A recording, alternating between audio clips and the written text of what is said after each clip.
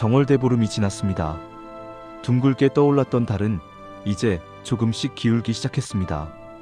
많은 분들이 그날 오곡밥을 지어 드셨을 겁니다. 부럼을 깨물고 달집을 바라보며 두 손 모아 소원을 빌었을 겁니다.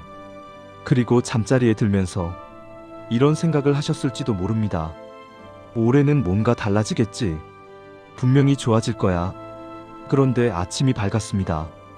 어제와 같은 밥을 먹고, 어제와 같은 길을 걷고, 어제와 같은 걱정을 합니다. 달은 기울었는데 삶은 그대로입니다. 왜 그럴까요?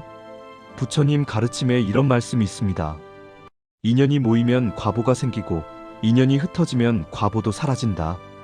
대보름 하루는 특별한 인연의 날입니다. 하늘의 기운이 열리고, 사람의 마음이 모이고, 발언이 모아지는 날. 하지만 그것은 씨앗을 뿌리는 날입니다. 씨앗을 뿌렸다고 열매가 바로 열리지 않습니다. 오늘 제가 드리려는 이야기는 바로 이겁니다. 정월대보름 이후 그 씨앗을 어떻게 키울 것인가. 달이 기울어도 당신의 운은 지금부터 만들어질 수 있습니다. 반드시 해야 할 5가지를 말씀드리겠습니다. 끝까지 들어주십시오. 첫째, 소원을 다시 적으십시오. 발언은 글이 되어야 힘을 갖습니다. 대보름의 빈 소원, 아직 기억하십니까? 건강하게 해주세요. 돈 좀 벌게 해주세요. 우리 가족 지켜주세요. 말로 빈 소원은 그 감정과 함께 흩어집니다.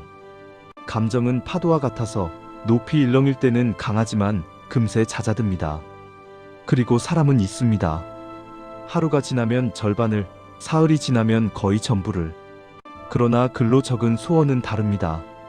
글은 물리적입니다. 종이 위에 남습니다. 눈으로 다시 볼 수 있습니다. 그리고 볼 때마다 다시 마음이 서립니다. 불교에서는 이것을 발언이라고 합니다. 단순한 소원이 아니라 뜻이 이루겠다는 서원입니다. 방향을 정하는 행위입니다. 지금 이 순간 종이 한 장을 꺼내십시오. 그리고 이렇게 적으십시오. 나는 을 이루겠다. 거창하게 쓰지 않아도 됩니다. 나는 올해 더 따뜻한 말을 하겠다. 나는 올해 어머니께 전화를 더 자주 하겠다. 나는 올해 내 몸을 아끼겠다. 단 한 줄이면 충분합니다. 그리고 매일 아침 눈을 뜨고 10초만 읽으십시오. 10초입니다. 딱 10초. 발언은 방향을 만들고 반복은 운을 만듭니다. 아침마다 그 방향을 확인하는 사람과 달이 진 뒤 모든 것을 잊은 사람. 1년이 지나면 그 차이는 하늘과 땅이 됩니다. 둘째, 냉장고와 서랍을 정리하십시오. 비워야 들어옵니다. 이것이 별것 아닌 것처럼 들리십니까? 절에서는 청소를 수행이라고 합니다. 마당을 쓸고 법당을 닦고 자신이 쓰는 공간을 깨끗이 하는 것. 이것이 마음을 닦는 일과 같다고 가르칩니다. 우리가 사는 공간은 우리 마음의 외부 표현입니다. 냉장고 구석에 오래된 음식이 가득하고 서랍마다 쓰지 않는 물건이 쌓여 있다면 그것은 묵은 기운이 가득 찬 공간입니다. 새로운 운이 들어오려 해도 자리가 없습니다. 묵은 음식은 묵은 기운입니다. 쓰지 않는 물건은 멈춘 에너지입니다. 복이 들어오지 않는 이유는 운이 없어서가 아니라 공간이 없어서일 수 있습니다. 오늘 당장 냉장고 한 칸만 여십시오. 오래된 것, 먹지 않을 것, 있었는지도 몰랐던 것, 과감하게 버리십시오. 서랍도 마찬가지입니다. 한 칸이면 됩니다. 전부 하려 하지 마십시오. 작은 실천이 큰 변화의 시작입니다. 버리는 행위는 단순한 청소가 아닙니다. 나는 과거에 묶이지 않겠다는 선언입니다. 끝내는 수행입니다. 비워진 자리에 새 것이 옵니다. 이것은 풍수나 미신이 아닙니다. 인과입니다. 원인과 결과입니다. 셋째 3일만 말 습관을 점검하십시오. 운은 말에서 새어나갑니다. 부처님은 이렇게 말씀하셨습니다. 말은 업이다. 입에서 나오는 말이 다음 삶의 씨앗이 된다. 우리가 매일 아무 생각 없이 내뱉는 말들이 있습니다. 특히 3가지가 운을 가장 빠르게 소진시킵니다. 첫째, 불평입니다. 왜 이렇게 힘들어? 나만 이래? 세상이 다 그렇지 뭐. 불평은 지금 내 상황에 저항하는 에너지입니다. 저항은 흐름을 막습니다. 흐름이 막히면 운도 막힙니다. 둘째, 비교입니다.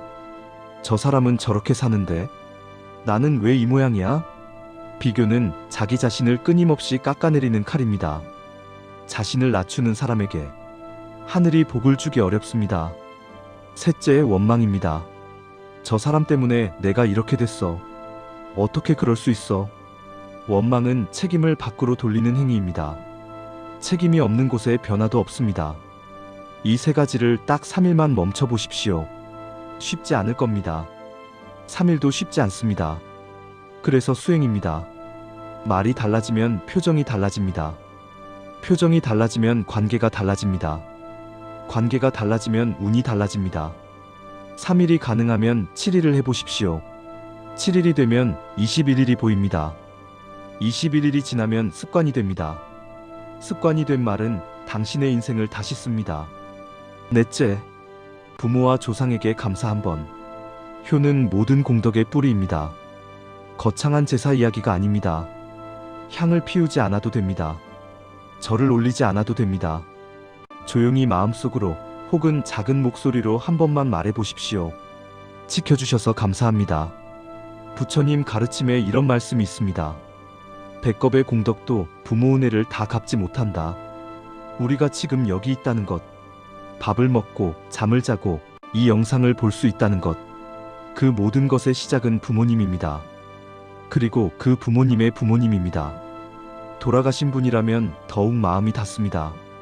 살아계신 분이라면 오늘 전화 한 통이면 됩니다. 안부 한마디. 어머니, 밥 드셨어요? 이것으로 충분합니다. 감사는 닫힌 눈을 여는 가장 빠른 방법입니다. 원망이 흐름을 막는다면 감사는 흐름을 열어줍니다. 특히 대보름이 지난 직후 이 감사를 올리는 것은 의미가 깊습니다. 새해 첫 보름달의 빛을 선조에게 돌려드리는 마음, 그 마음이 돌아와 당신에게 복이 됩니다. 오늘 하루가 가기 전에 한 번만, 딱 한 번만 해보십시오. 다섯째, 작은 약속 하나를 지키십시오. 복은 지켜낸 약속에서 생깁니다. 마지막입니다. 그리고 이것이 5가지 중 가장 중요합니다. 우리는 매해 이맘때 큰 결심을 합니다. 올해는 운동하겠다. 올해는 책 읽겠다. 올해는 달라지겠다. 그리고 대부분 2주를 못 갑니다. 왜냐하면 너무 크기 때문입니다. 큰 목표는 자꾸 실패하게 만들고 실패가 반복되면 스스로를 믿지 못하게 됩니다. 자신을 믿지 못하는 사람에게 운이 따라오기 어렵습니다. 그러므로 작게 시작하십시오. 아주 작게. 물 하루 1리터 마시기. 저녁 산책 10분.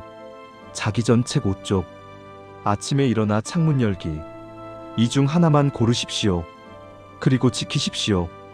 작은 약속을 지키는 사람은 스스로를 신뢰하게 됩니다. 자신을 신뢰하는 사람은 흔들리지 않습니다. 흔들리지 않는 사람에게 좋은 인연이 모입니다. 불교에서는 계율이라고 합니다. 엄청난 금기가 아닙니다. 스스로와의 약속입니다. 그 약속을 지키는 일이 수행입니다. 복은 기도가 아니라 지켜낸 약속에서 생깁니다. 하늘은 의지 있는 자를 돕습니다. 다시 한번 정리해드리겠습니다. 첫째, 소원을 글로 다시 적고 매일 아침 읽으십시오. 둘째, 냉장고와 서랍 한 칸씩 비우십시오. 셋째, 3일간 불평, 비교, 원망을 멈추십시오. 넷째, 부모와 조상에게 감사를 전하십시오. 다섯째, 작은 약속 하나를 정하고 지키십시오. 이 5가지가 거창해 보이지 않으십니까? 맞습니다. 거창하지 않습니다. 하지만 이것을 실천하는 사람은 많지 않습니다. 정월대보름은 달을 보는 날이 아닙니다. 마음을 밝히는 날입니다. 달은 기울었지만 당신의 마음은 지금 이 순간부터 다시 밝힐 수 있습니다. 운은 특별한 날에 바뀌지 않습니다. 태도가 바뀌는 날 바뀝니다.